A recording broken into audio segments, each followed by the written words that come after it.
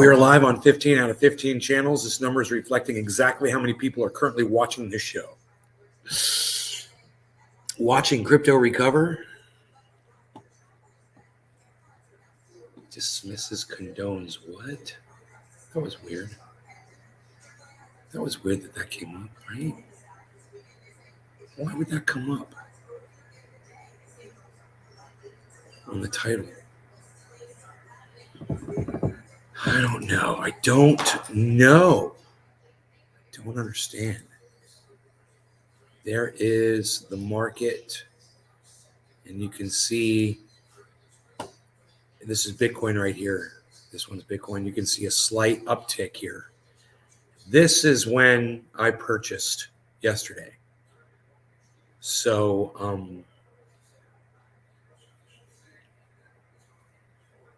we're looking pretty darn good as far as recovering. It's a nice steady move back upwards. So hopefully that's what is going to happen. We'll just have to wait and see, I guess. But I got my eye on it because I invested some in it yesterday, and I'd like to see a return, as quick as possible, of course. I had to pay tens of thousands of dollars today in taxes, all that.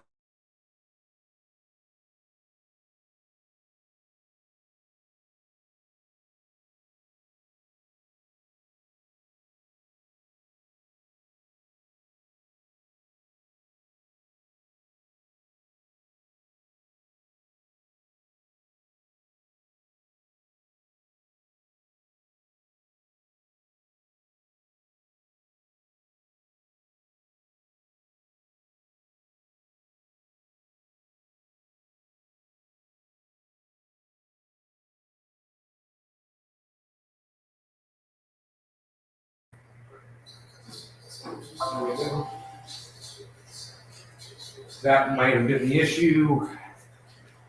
I may have been off the internet there for a second. I don't know. There's only 3 viewers, so I don't know if you guys can hear and see me okay. If I got cut off there, I really don't know. Where's my mouse at? Huh, I lost my mouse. That's not good. There it is. For some reason, the mouse has stopped working. I don't know why.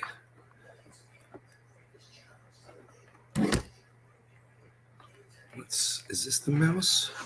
Yes.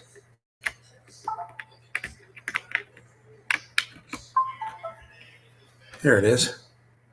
Hey, Mark Andrew, Roger, Mark, and Josh. What's up, guys? Those are my 3 viewers this morning. Interesting, huh? I know notifications did go out. Carol, hello, Carol. That's 4 people watching. So I know they're lying about the numbers because there's definitely at least 4 of you watching, and they are misrepresenting that for me. So, okay. You can hear me. Everything okay is on this end. Thank you, Mark Andrew Barlow. I appreciate that. Excellent, excellent, excellent. Okay.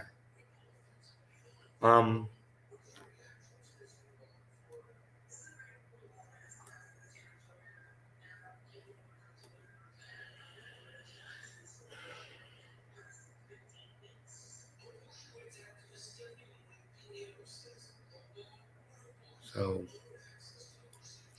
maybe people just don't want to watch the crypto market recover. Maybe they just saw the title and they're like, I don't want to watch today when he's talking about crypto. Okay, well then let's do this. Let's talk about cannabis and get high. All right, we'll do that instead. So for all of you who showed up that have any questions or anything, you ask me whatever you want, but we'll go ahead and we'll just we'll smoke some cannabis and we'll talk about cannabis since people don't seem to want to come talk about crypto. And they can miss out on the cannabis discussion. How's that? All right. I love to punish my non-attending audience members. So let's start by smoking some. Now, I've been smoking saltwater OG for the longest time. I think it's time to switch it up. Let's grab our little box of goodies back here and just see what our eyes fall upon. Oh, we got some purple flat top. Maybe a little purple flat top. Beautiful. Andrew, hey. Hey, Andrew, hey. You've never heard that one before. Hey, Andrew, hey. What's up, buddy? Beautiful morning. Let's get high, Joel Froggy. Hey, what's up? Australia in the house. We got Australia, mate, in the house. Nay is the canna cryptic. Josh G. I am the canna critic. Andrew Hay. Nope. You've never heard of Hey Andrew Hay before? Wow, man, your friends are really dumb, aren't they? They missed that one? Well, I'm bringing it to you, man. I'm bringing it back. Hey Andrew Hay. I'm totally bringing back Hey Andrew Hay. Yeah, I've been chilling. Okay, we've all been chilling, so let's chill together. Let's smoke a little smoking stuff here. We're going to turn this light up. There we go on my face. Make my face a little prettier. I hope you guys are doing great this morning. You've got some stupid friends. Bro, I love how we came to that conclusion.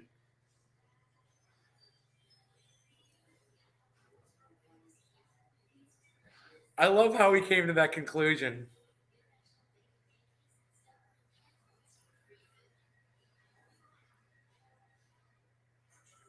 Do you make hemp oil? No, I don't make anything. I don't manufacture anything.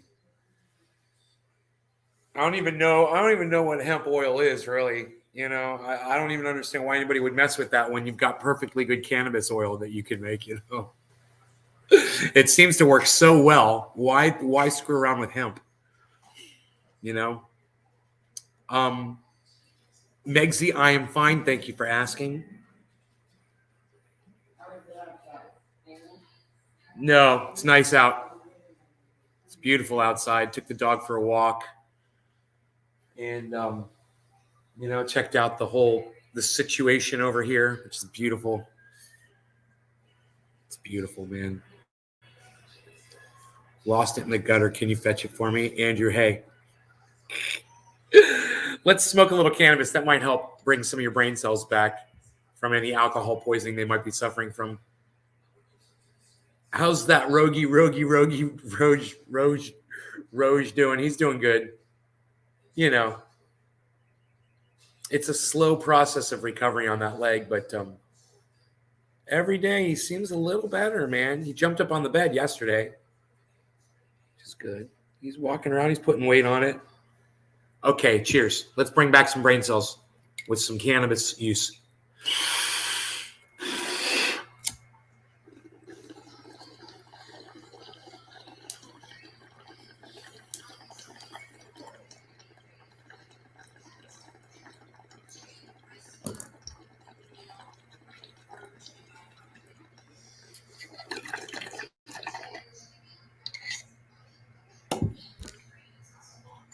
Don, what's up, buddy?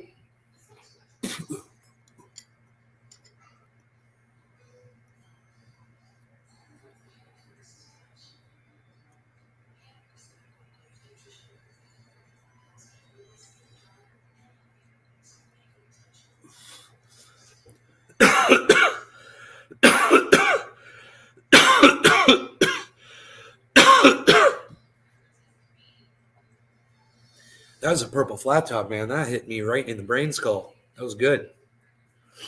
That was really good. Just kind of slowed everything down, put everything into perspective. Air conditioning just came on in here. It's nice. Let me take my shoes off. I've got my should call them sandals.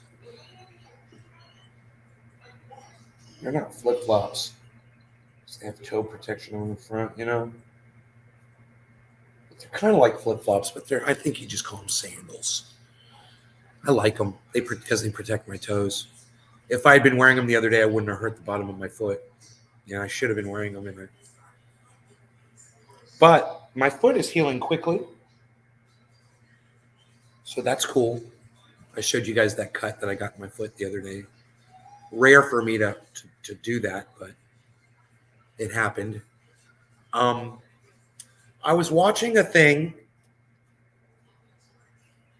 and I would love to continue watching it. I got bit by a mosquito last night.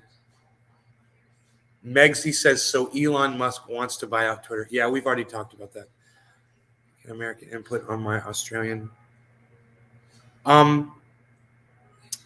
Yeah, I'm just gonna block you, dude. I'm just gonna block you from my live stream. Bye. You don't know the rules. I'm not interested in what you have to say. If you can't play ball with me, bro, I'm not interested. Just 2 violations in one sentence. It's too many. I don't even have to discuss it with my audience. I've got nothing to say to you.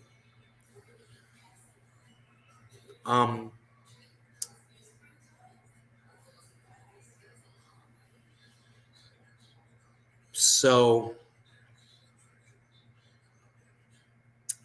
I was watching this video on YouTube. You got some cannabis of my man, off my man. It's called Gusher. Yeah, you told me about that. Next time I was with a bong in my bed with dirty bong water all over me. Wow. Huh. That's kind of weird. You went to sleep with your bong in your bed with you. That's really weird.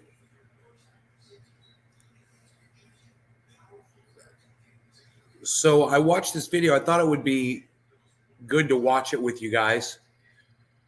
I wanted to watch the rest of it. I was going to just watch it from the beginning again and let you guys check it all out. But I noticed a massive drop in my viewership. And there's not even a lot of people watching today. So,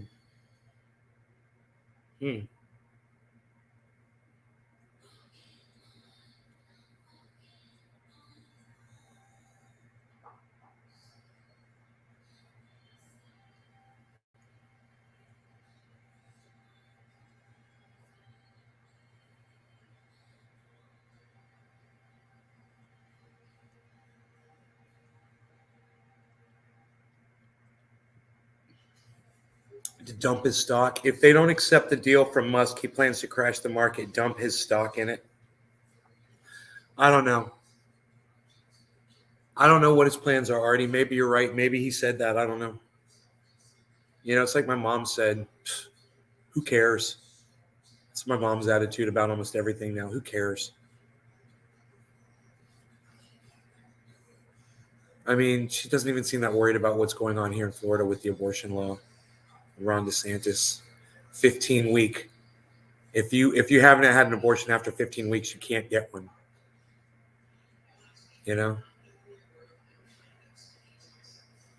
No, with no exceptions for incest or rape.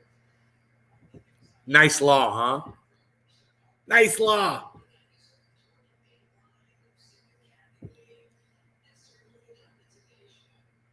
What film was it? Everyone is late. Dump his Twitter stock. Lol. Yeah, I knew what you meant. Everyone's late. I don't know, man, but it's not very, it just doesn't, I mean, I appreciate the 11 of you. I do. I love you 11 people more than anyone else right now. I do. You guys are my bread and butter, and I appreciate you guys. But everyone that's choosing to not click on the show right now is freaking driving me crazy. You know, they know I'm live. They know I'm live. They can go check. They can check their notifications. They know they've seen the notification. They come to the show. I've got something really good that, you know, everybody should know about. I think it's important. Like my mom says, who cares? And then I'm like, yeah, who cares? But then also I'm like, well, but I'd rather just not be lied to, and I'd rather get it from an expert. So I found this video this morning from an expert that was explaining things in perfectly easily understood terms that anybody could latch onto. You know, This guy is a really good communicator. And he's professor emeritus of Russian relations at the University of New York. Whatever the fuck it is. New York State. I don't know what it's called. He's been studying this stuff for over 40 years. And he's got a real good sense of what's going on over there right now and why it's transpired. And it's worth listening to because there's just so much. Literally, Google is threatening you if you disagree with the narrative on what's going over. You know, if you're watching podcasters that are disagreeing with this narrative, they're getting punished for telling you this. They can't punish me because I don't get monetized anyway. So there's nothing for me to get hurt on. So I figured I would let you hear it from an expert instead of from my fat mouth, because most of you, as this shows me, with every single person that leaves, you guys have nothing to say. You just leave. So weird, man. Very non-supportive. Jeff Lund is here. Hey, Jeff. Big Merc says, got noted. Good. You got a notification? Good. I guess some people just don't want to know the truth. But what I was saying before is I've got a legitimate source. You guys can decide if you think that this gentleman is a legitimate source of information. And then you can listen to what he has to say and you can decide for yourselves. But I got to tell you, the lack of support, the lack of interest, look, somebody else. Not even going to tell me why, you're just going to leave. Wow. Well, let me do this. Who are the 8 people that are still here? Let me know if you're still here. Who are my 8 people?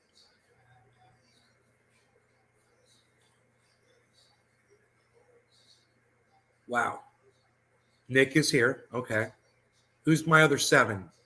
Andrew Hay is still here. Thank you, Andrew Hay. Who's my other 6 people? Coco Mad, you did ban someone for asking to look at their. Yeah, and I'm going to ban you too. You know, if you don't understand, if you don't understand that we don't refer to it in that way, I'm not going to sit here and explain it to you. We don't call it weed. Okay? Period. And if you don't know that, then you don't support this show, and I couldn't give a shit about you. You're just a troll that passes through, you know, like a little piece of dirt in the water that just floats by. You won't be missed. Trust me. Whore Dog is here. Megsy is here. Big Merc is here. Okay, well, now we've got 13 instead of 8. That's good. Okay, good. Well, I think you guys are going to find this important. And if you support this show, go ahead and share it on social media. And I'm going to pull up this video for you. All right. Woodchuck Montrose is here, everybody.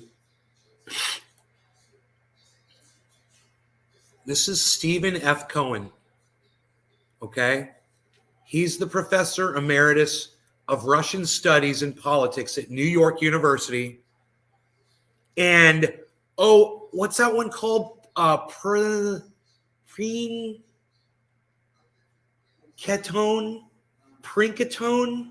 What is Prinkatone? Princeton. He's the professor emeritus of Russian studies at Princeton University. He's also contributing editor for The Nation. I don't know. The guy kind of sounds legit to me. So I'm thinking you guys might be interested in hearing what this gentleman has to say instead of all these mainstream morons that people have been listening to.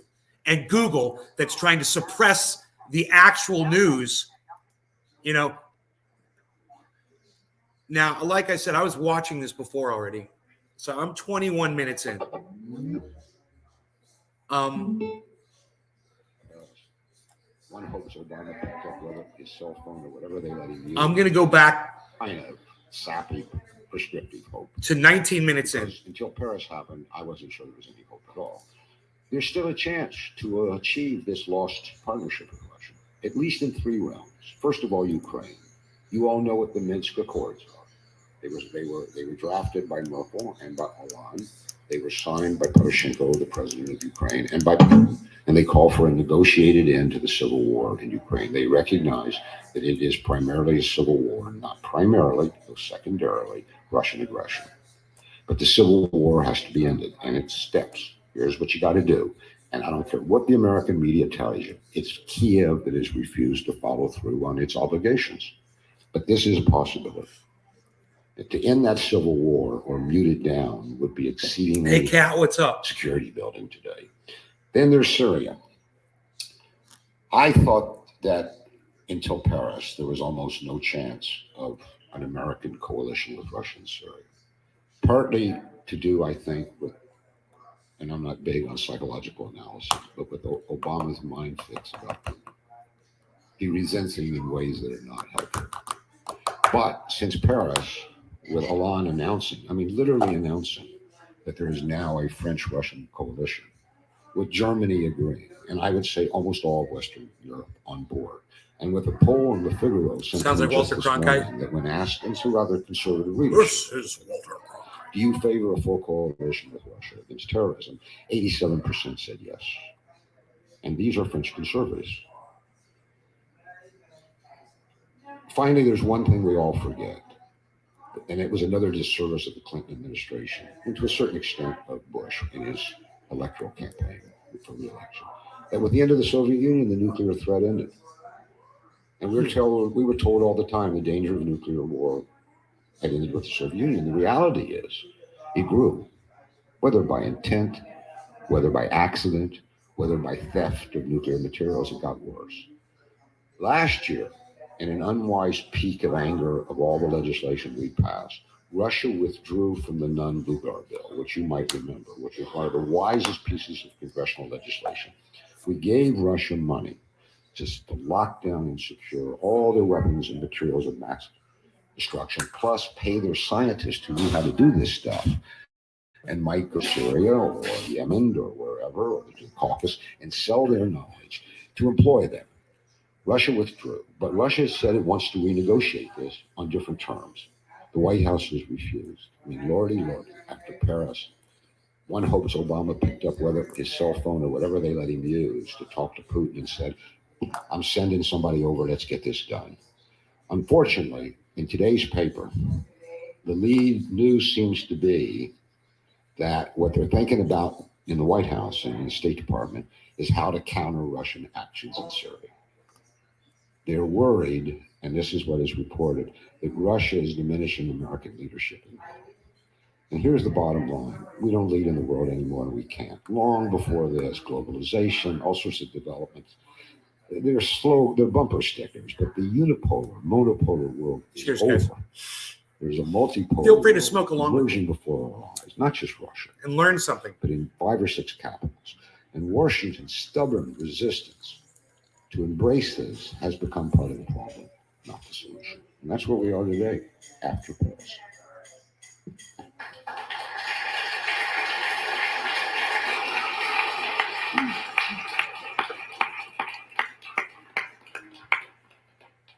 Our thanks to Professor Stephen Cohen, Emeritus Professor at New York University and Princeton University.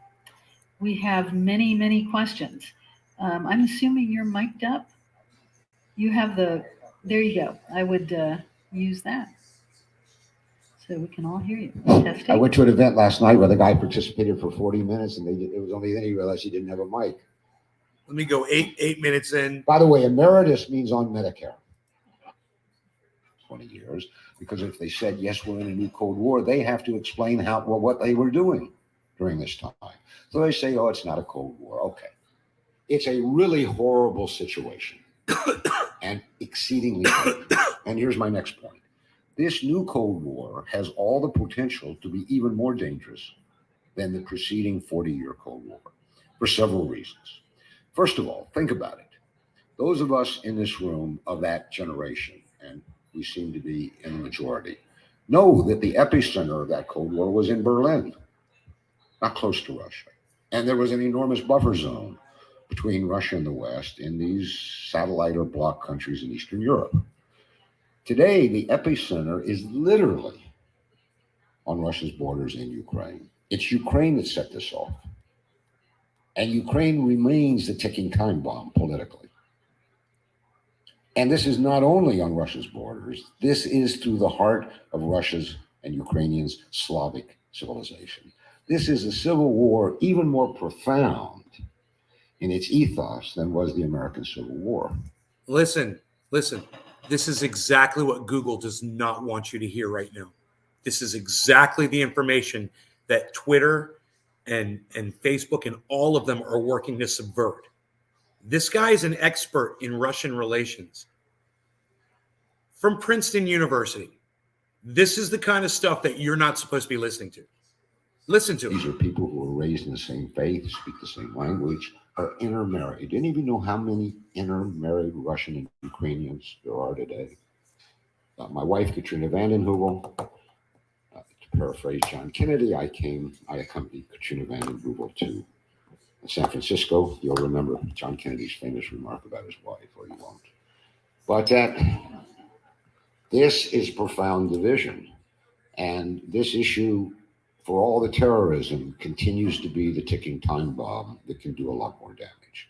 So but the fact that it's right on Russia's border and in, so to speak, the Russian-Ukrainian soul, at least half of Ukrainian soul, the other half yearns for Western Europe, fair enough, makes it even more dangerous. Still worse, you'll remember that after the Cuban Missile Crisis, Moscow and Washington developed certain rules of mutual conduct. They saw how dangerous, how close we came to nuclear war. So no-nos, whether they were encoded in treaties or unofficial understandings between Soviet and American leaders, you don't do this. Each side knew where the red line was. Now, we tripped over occasionally, but we immediately pulled back because there was a mutual understanding that there are red lines. There are no red lines today. One of the things that Putin and his predecessor Medvedev keep saying to Washington, you're crossing our red lines. And Washington says there are no red lines. You don't have any red lines. We have red lines. I mean, you can't have a military base in Canada or Mexico, but we can have all we want around your borders. Red lines don't exist. So there are no rules. And stop and think. In recent years, there have been 3 proxy wars between the United States and Russia already. Georgia in 2008, Ukraine beginning in 2014, and until Paris, and maybe still in Syria, because we don't know what position Washington's going to take on Syria. Hollande made his decision. He declared a grand alliance with Russia. Washington, as they say in Russia, is silent, or worse. But we're waiting to see if this new proxy Cold War goes on, and there are no rules in any of these 3 areas. As long as they can continue Moreover, and the I war. feel this, because I remember I'm old enough to remember the 70s and 80s. There is absolutely no effective organized anti-Cold War, pro-détente political force in the United States at all. Not in either political party, not in the White House, not in the State Department, not in the mass media, not in the universities, not in the think tanks. I see Sharon Tennyson, who's here, nodding her head yes, because we remember when we had allies, even in the White House, among aides of the presidents, where we had allies in the State Department, and we had senators and members of Congress who were pro-détente and supported us. Did anybody notice this right here?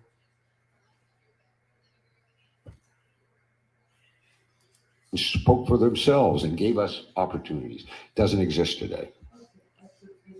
And without that in a democracy, what do? We don't throw bombs. We argue. So this is exceedingly dangerous. Exceedingly dangerous. My 4th point is a question to you. Who's responsible for this new Cold War?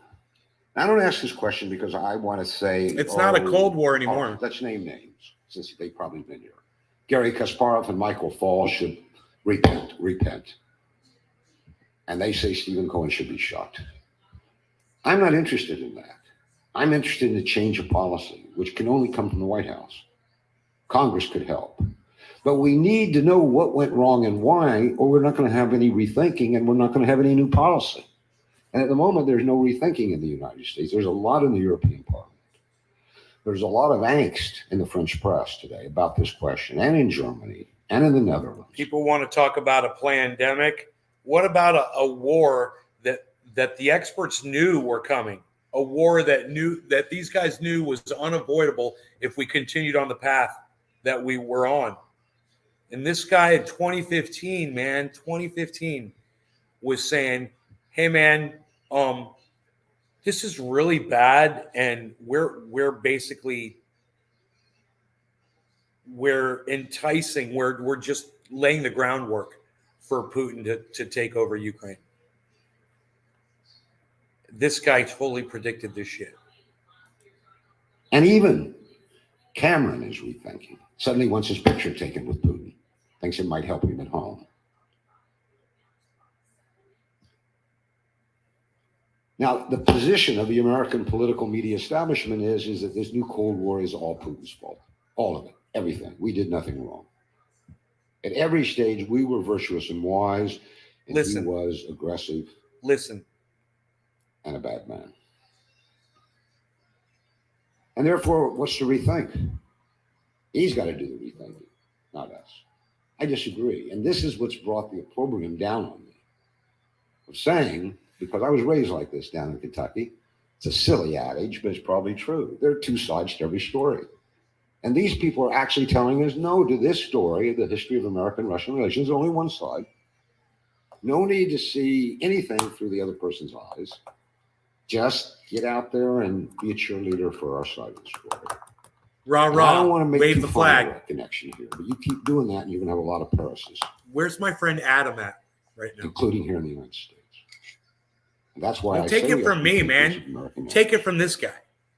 Take it from the expert. For whatever reasons, the Clinton administration adopted in the 1990s a winner-take-all policy toward Russia. They said, we won the Cold War. That isn't true. Get Jack Matlock out here and he'll tell you the inside story. He was at Reagan's side when he negotiated with Gorbachev at every step. You can look it up, as Casey Stengel used to say.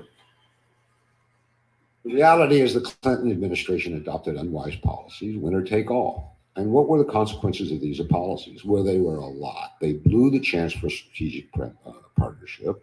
But the four policies that most offended Russia and offend them today were the following. Obviously, the decision to expand NATO right to Russia's borders. Boom.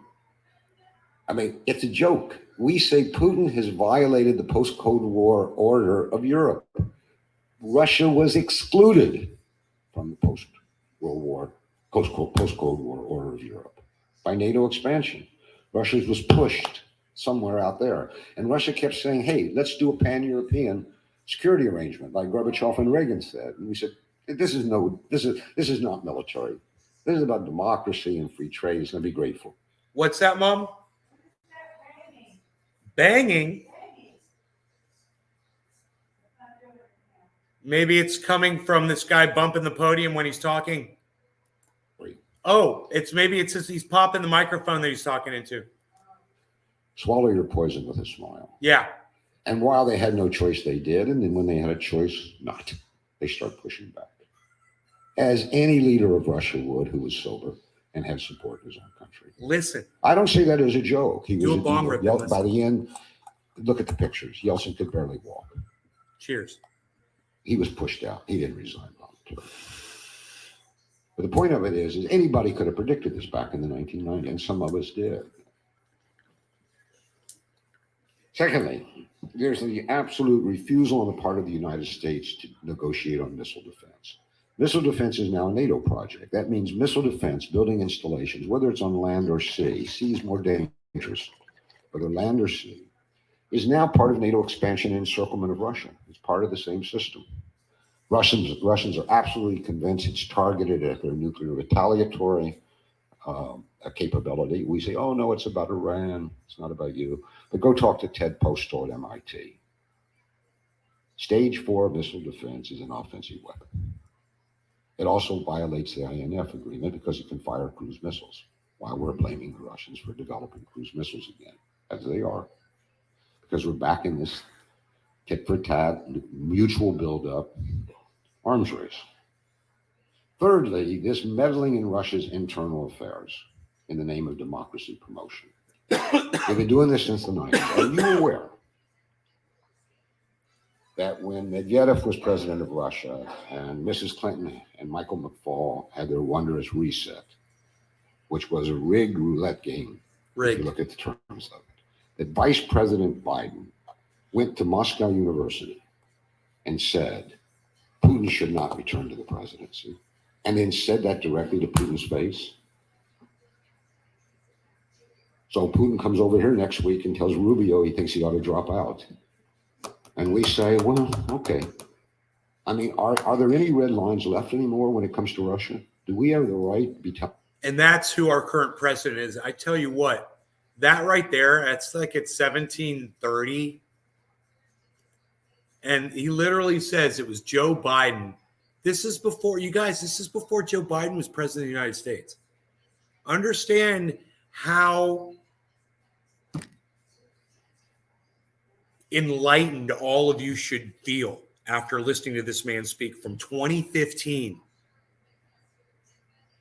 This guy does not have a narrative. He's not speaking on behalf of anyone there. He's just telling you guys what's happened since 2015.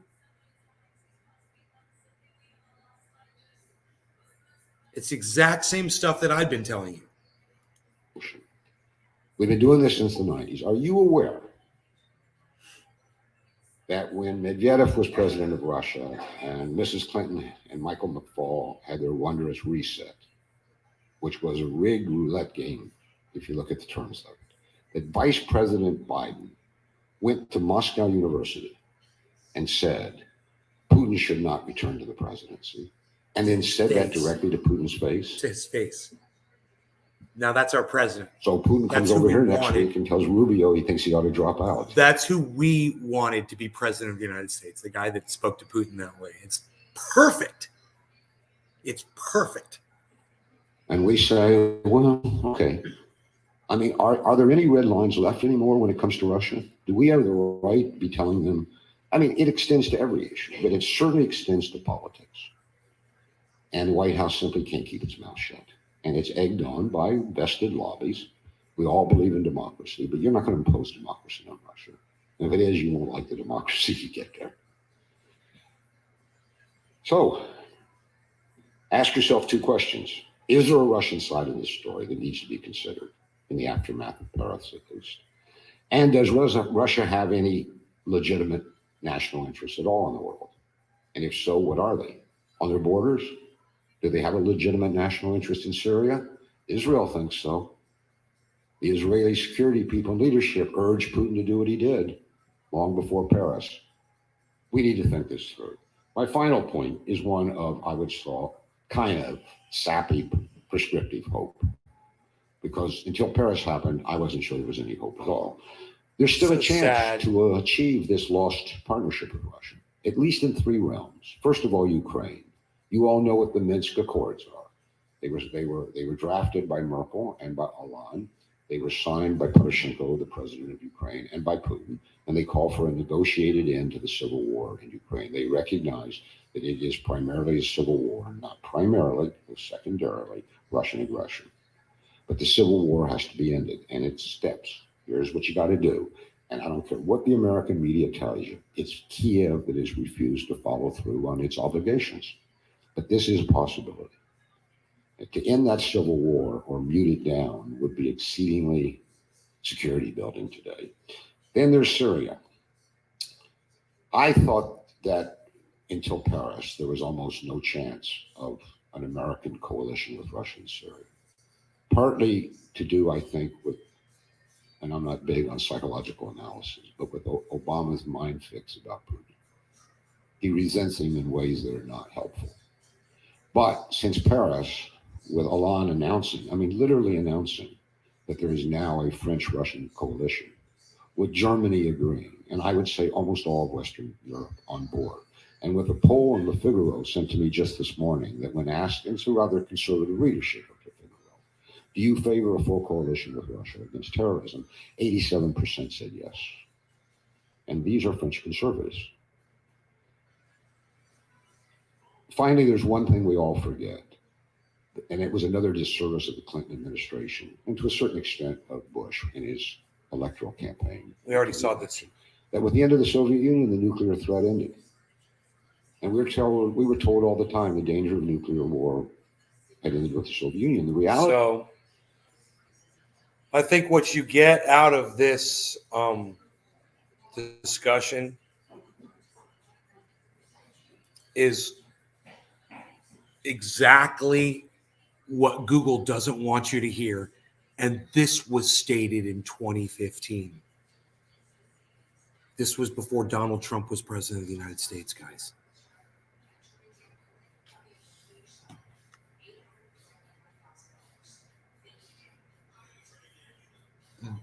He's talking about a war going on that wasn't being reported on.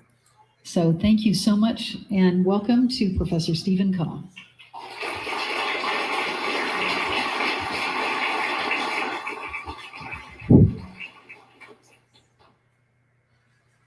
They say that the farther you go from home, the better introductions you get.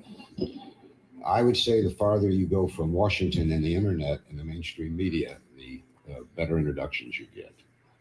Some of you probably know that the small group of us who have been protesting American policy toward Russia since the Ukrainian crisis began 2 years ago have been described in harsh and I would say derogatory language as Putin's apologists and Putin's useful idiots, Putin's Americans. Sound familiar? Like what happened at Lee Camp? Paris should have changed everything, but for these people, it hasn't. I clicked on the internet this morning just before I came here, and there it was again. So let me begin with a word about myself. My answer to these charges is no, I, not you, am the patriot of American national security. And I actually have been ever since I started studying Russia, which is about 50 years ago. I started out in Kentucky. I ended up in Indiana with my dear friend Ralph Cohen, whom I haven't seen in quite a while, but who lives here in San Francisco and is here today, and a colleague I studied with, Professor Barry Schultz. So they could testify I was doing this many, many years ago. Along the way, I came to a conviction. Exactly why and how doesn't matter. That American national security runs through Moscow. This was true when the Soviet Union existed. This is true today. What it means, in plain terms, is that whichever existential or grave world threat you might emphasize, and for some people it's climate change, for some people it's human rights, for some people it's the spread of democracy. For me, it has been for quite a while the new kind of terrorism that afflicts the world. It's no longer these so-called non-state actors. These guys are organized. They have an army, they have a self-professed state, they have a capacity to harm us gravely. Everybody seems to have forgotten 9/11 in Boston, but Paris should have reminded us of what's at stake. So for me, the threat in the world today that gets the priority, and I mean it gets the priority of the President of the United States, I don't care whether he's a Republican or a Democrat, is the combination of this new kind of terrorism, these civil wars, ethnic, religious, zealous civil wars, which drive this terrorism, and the fact that these guys desperately want materials of weapons of mass destruction. A cup this size of radioactive material aboard those planes on 9/11 would have made lower Manhattan inhabitable even today. They're using conventional weapons, bombs, mortars, and guns. But if they'd had it in Paris, Paris would have had to have been evacuated. This is the real threat today. This kind of threat cannot be even marginally diminished. And I'm not sure we can ever end it in our lifetime. This may be the new normal, but diminished and made, probably not the right word, manageable, unless we have a partner in the Kremlin. That's the long and the short of it. Note, I didn't say a friend. Clinton and Nixon went on about their dear friend Brezhnev and their dear friend Yeltsin. It was all for show. I don't care whether we like this person or not. What we need are these common interests and a partnership. the way two business people make a contract. They've got the same interest. They trust each other because if one side violates the interest, the other guy's interest is violated. We haven't had that. We don't have it today, even after Paris. But that is essentially what I've been saying for 2 years. And in return, people say that's unpatriotic. And I argue, no, it's the highest form of patriotism in regard to American national security. So I will make a few points today, very briefly, very starkly, and rather than give a lecture, which actually a lecture for me means 55 minutes. I can't do a minute more, a minute less. That this is for discussion, and I'm really less interested in lecturing than hearing what's on the mind of my old friend Gloria. We started out together many years ago. I'm more years ago than her, but in the same geographical location and on your minds. The chance for a durable Washington-Moscow strategic partnership was lost in the 1990s after the Soviet Union ended. Actually, it was lost earlier because it was Reagan and Gorbachev who gave us the opportunity. But it certainly ended in the Clinton administration. And it didn't end in Moscow, it ended in Washington. It was squandered and lost in Washington. And it was lost so badly that today, for at least 2 years, and I would argue since the Georgian War of 2008, we have been in literally a Cold War with Russia. Now, people don't want to call it that, who made American policy during the last 20 years, because if they said, yes, we're in a new Cold War, they have to explain what they were doing during this time. So they say, oh, it's not a Cold War. Okay. It's a really horrible situation and exceedingly dangerous. And here's my next point. This new Cold War has all the potential to be even more dangerous than the preceding 40-year Cold War for several reasons. First of all, think about it. Those of us in this room of that generation, and we seem to be a majority, know that the epicenter of that Cold War was in Berlin, not close to Russia. And there was an enormous buffer zone between Russia and the West in these satellite or bloc countries in Eastern Europe.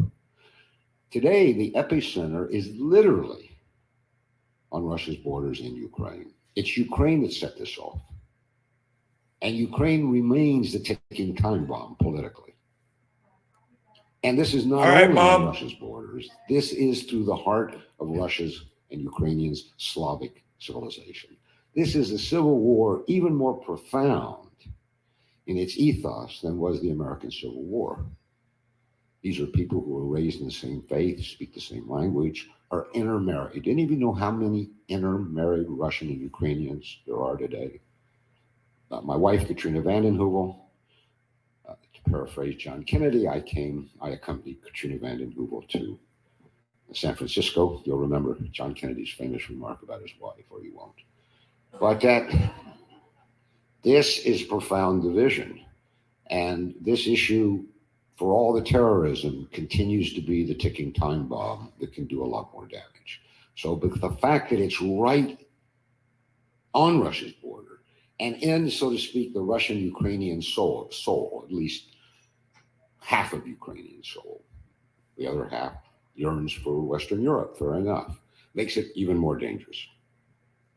Still worse, you'll remember that after the Cuban Missile Crisis, Moscow and Washington developed certain rules of mutual conduct. They saw how dangerous, how close we came to nuclear war. So there you go.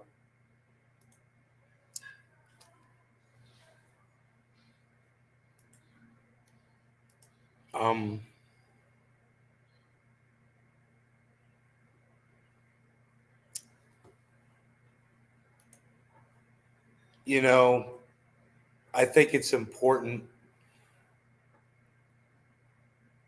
that you guys understand this, that this was back in 2015, you know?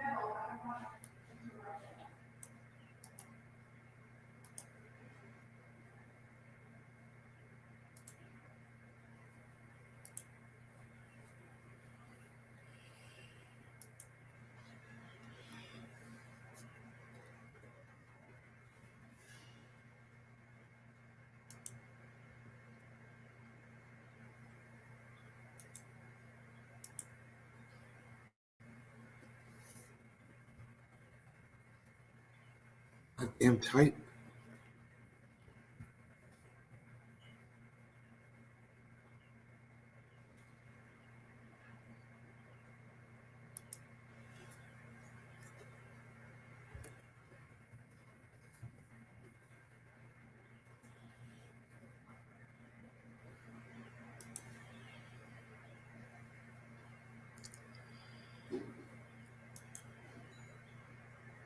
From 2015, man.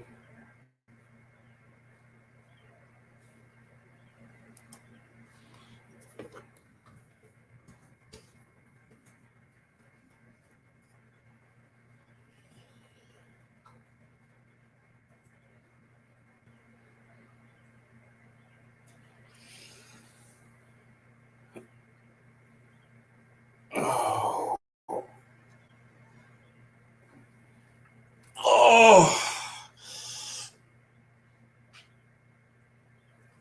Artie says, Nate, did I get blocked?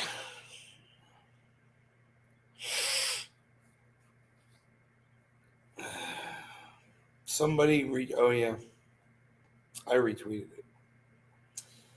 I'm on Twitter. You guys have put that video up. You guys please like it, share it, retweet it, post it everywhere. All right, do it. It's great if you guys would do that. Here's a link to it if you want to post it around. There's a link to the video. All right, you guys, thanks for watching. Take care. I will see you on the next show. Bye, y'all.